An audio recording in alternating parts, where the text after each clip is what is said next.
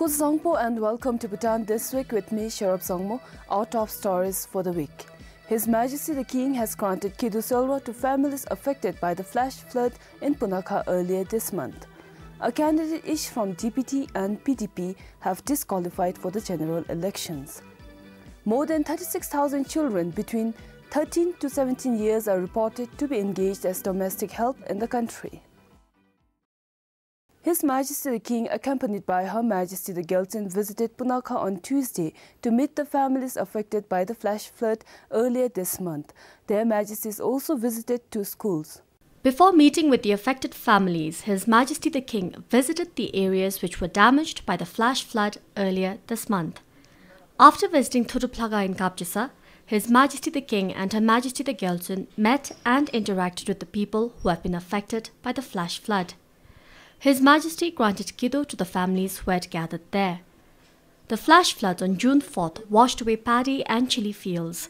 The flood has also covered the fields with soil, damaging the crops and the irrigation channels. 45 households in Wokuna, Beteka and Rangsiken Kapchisa Geok were affected. Later, His Majesty the King and the Gelton offered prayers at Thuduplaga. His Majesty the King and Her Majesty the Gelton also visited Punakha High Secondary School and Kapchisa Middle Secondary School and met with the students and the teachers there. Compiled for Tenzin Rabke, Namgizam for BBS News. After the scrutiny of political candidates in 47 constituencies by the respective returning officers on Wednesday, Jigme Sitim Drukfinsum Sokpa's candidate for Radhi Sakting constituency and PDP's Jigme Dukpa for Nanung Shuma constituencies were disqualified from contesting in the general elections. DPT's Jigme Sitim was disqualified after he failed to submit his security clearance to the returning officer. PDP's Jigme Dukpa disqualified for not filing his nomination in person to the returning officer. Jigme Dukpa is currently not in the country. ECB says the parties will be notified and given a week from the date of notification to replace their candidates. Both DPT and PDP said they would wait for the official ECB notification and proceed accordingly. Meanwhile, the 7 candidates, including the former president and vice president of Druk Nyamru Sokpa, who moved to the People's Democratic Party earlier this week, have all qualified for the general elections. With additional information from Sonam Funso, Sharab Zangmo for BBS News. The National Labour Force Survey 2011 showed that as many as 36,100 children aged 13 to 17 are engaged as domestic help. The Bhutan Multiple Indicators Survey 2010 puts child labour prevalence in the country at 18.4%, of which 13.5% are also out of school. These figures were revealed on Wednesday as Bhutan joined the global community to mark World Child Day Against Child Labour. The day was observed on the theme No to Child Labour in Domestic Work. A study situation of child labour in Bhutan 2009 indicates that many children are engaged as babysitters, helpers in hotels and restaurants, and working in agriculture sector. The prevalence of child labour in Bhutan suggests an urgent need for intervention from related agencies. BBS Kingongmo met an 17-year-old who works as a parking fee collector in the capital. This is his story. 17-year-old Kazan Gelton is from Timshing in Tashkang. He came to Thimphu a year ago seeking for better life. All he found was a job of a parking fee collector, earning 5,000 Yoltrum a month. He is the youngest of 6 siblings. His mother died a few years ago and his father lives in Trimshing. Kizang lives with his elder brother and his wife in Dishincholing in a small 2-room house. Kizang has never been to school.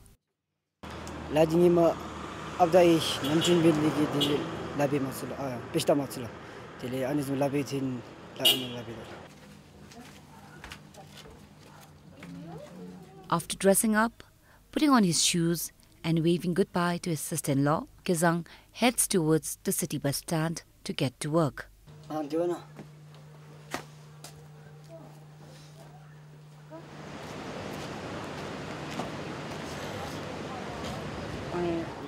His day starts at Northern Lam, one of the busier places in the capital. He manages to send home a little amount every month. Kizang's friend Singi Wangchuk, who is 16 years old, has also been forced to work as a parking fee collector. Like Kazang and his friends, there are many others who are minors and had to work due to difficult financial circumstances. The Labour Force survey of 2011 showed that the trend of child labour is, however, not uniform across the country. The greatest concentration of child labour has been found in the Dzongkhaks of Tagana, Samtsi and Trashigang. According to the Bhutan Multiple Indicator Survey of 2010, at least 19% child labour involved girls. Girls aged between 11 to 20 years are mostly employed as domestic helpers and babysitters. Poverty, broken families, rural-urban migration, and an increasing number of out-of-school youth were seen as contributing to child labour. The Ministry of Labour and Human Resources, in an attempt to discourage child labour, has plans to propose compulsory education for all children through formal and non-formal education systems. This is Kingo Wangmo for BBS News. A new taxi stand system that began in the capital on Monday is now temporarily suspended. This was done after taxi drivers complained that it was very inconvenient. It has only been a day since the Traffic Police Division began implementing the new traffic system for taxis in the core areas of the capital so as to familiarize. But the system is already receiving a lukewarm response from the taxi drivers.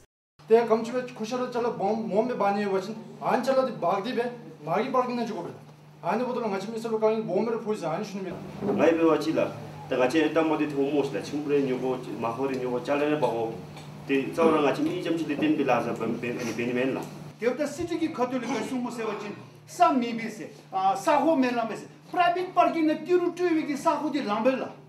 Ngachi taxi ki tiru tuwi mako mi sahu di melamba ba koche chablo. Mi dar chagalu nepchi be wachin ngachi tina makaba nepti ya parking da nam chenda basina nam chenda se shunna kadebe nala misebela.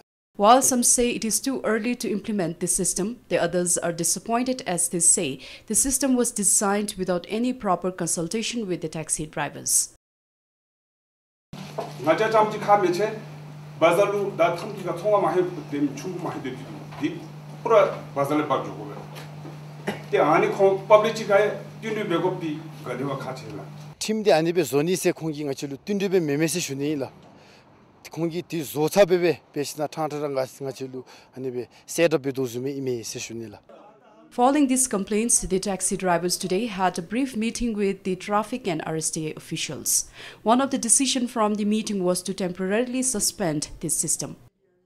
We have explained to the taxis, we couldn't to some extent to the public. Now we will try to create awareness, more awareness to the taxi drivers and of course to the public, and then we will try to implement. For the time being, we don't want to create much more confusion. We will just try to do it after the elections. However, the system will be implemented after the elections are over. In the meantime, the concerned authorities will have public consultation and consider expanding the current taxi stands.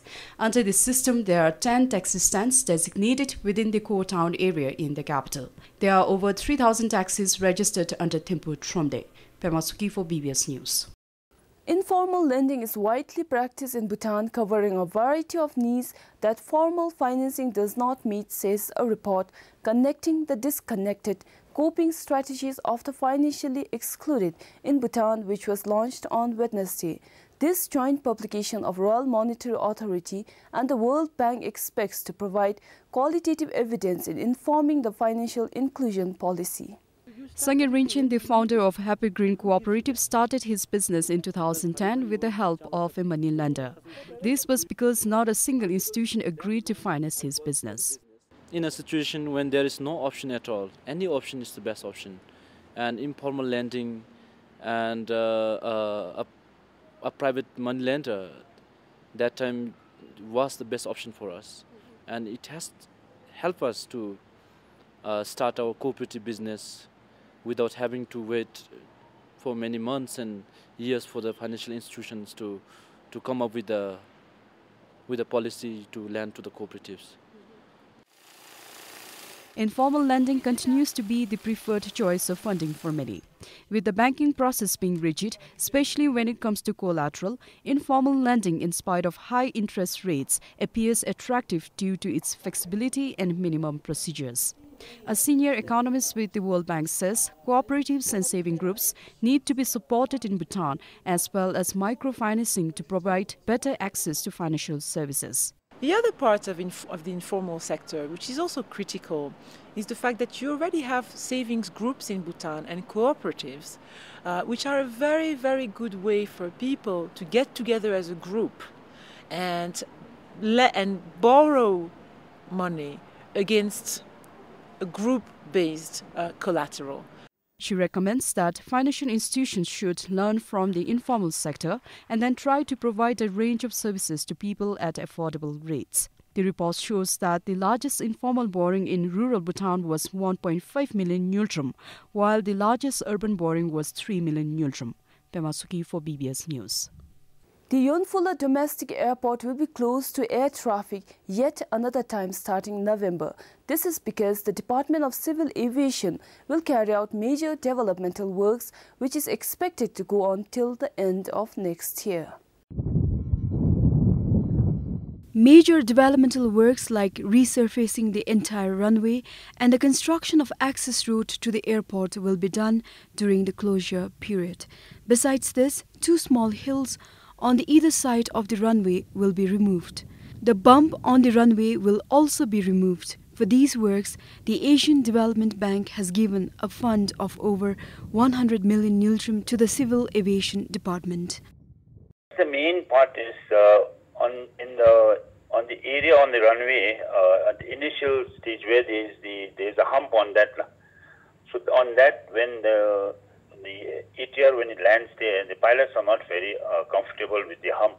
So they always try to avoid that hump, so which gives less runway space after the hump.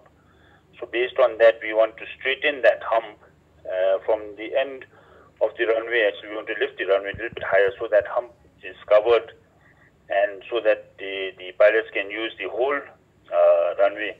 For the resurfacing works of the entire runway, the Department of Civil Aviation had discussed with the Druk Corporation on how the runway should be resurfaced for the convenience of the pilots. We had involved the chief pilot from the ATR, the safety officer from Druk, the quality assurance officer, manager in fact from Druk. Then we had the aerodrome officer from Civil Aviation, our engineers. Then we had also involved the consultants from ADB. So the decision was taken by this technical committee. And for this work, we had also, ADB had actually in fact brought in a pavement expert from UK. The Civil Aviation Department is most likely to tender out the works in October. However, since it is a major developmental work, the tenders will be floated internationally. Meanwhile, the department has plans to carry out developmental works at the Batbalathang domestic airport in Bumtang as well. Pemal Hadan, BBS News. Karma Yunten and his team, who started Greenaway, Bhutan's first private waste management firm, has been awarded the Global Environment Entrepreneur of the Year 2013 by Youth Business International, a leading non-profit initiative present in 40 countries. Greenaway is one of the pioneering entrepreneurial projects supported by Loden Foundation, a civil society organization empowering youth through entrepreneurship. This is the second such global award received by a young Bhutanese entrepreneur. Diki Wangmo, who runs Buddha Tire retrading firm in Thimphu, was awarded the Women Entrepreneur of the Year in September 2011. Karma Yunten, accompanied by Loden Foundation's special executive, will be flying to London in September 2013 to receive the award. The first inter-school GNH quiz took place in the capital last Saturday. This quiz was quite special not only because 9 schools from 5 Songkhaks took part in it, but because Barry O'Brien, a famous quiz master from India, conducted the quiz. You can have lights on. Stage lights can be on now. Stage lights can be on. This man, Barry O'Brien, made the quiz so much more exciting for everyone. Mr. Barry O'Brien is one of India's most famous quizmasters. He is also an author, a motivational speaker, and an educationalist. The quiz consisted of various rounds, which included questions for both the participants as well as the audience. It was like a normal quiz at first. The quizmaster asked questions, The participants answered.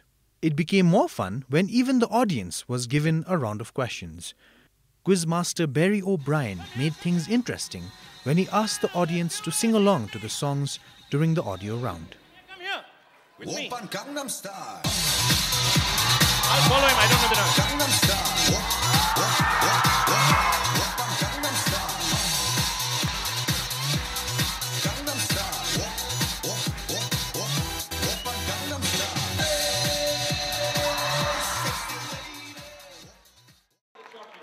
9 higher secondary schools from 5 Dzongkhaks took part in the quiz.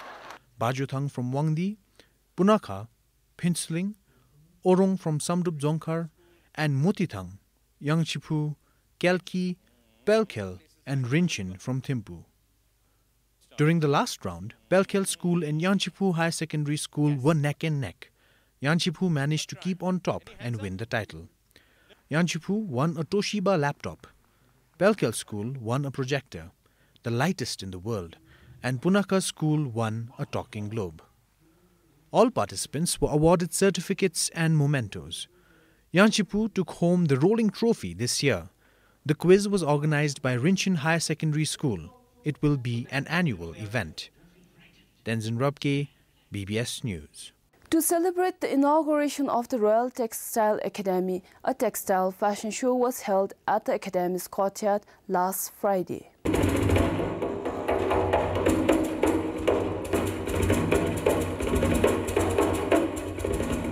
Models from India and Bhutanese models walked the ramp showcasing the collections of Ritu Kumar and Rajesh Pratap Singh, 2 well-known fashion designers from India and 6 Bhutanese designers.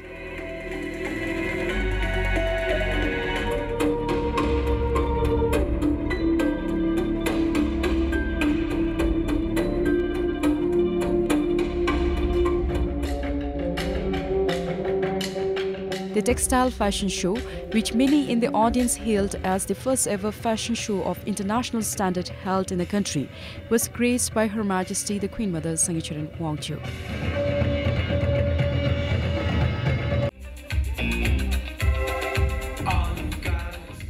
The collections of Ritu Kumar and Rajesh Pratap Singh and the local Bhutanese designers were based on designs from Bhutanese materials and fabrics. Pemasuki for BBS News.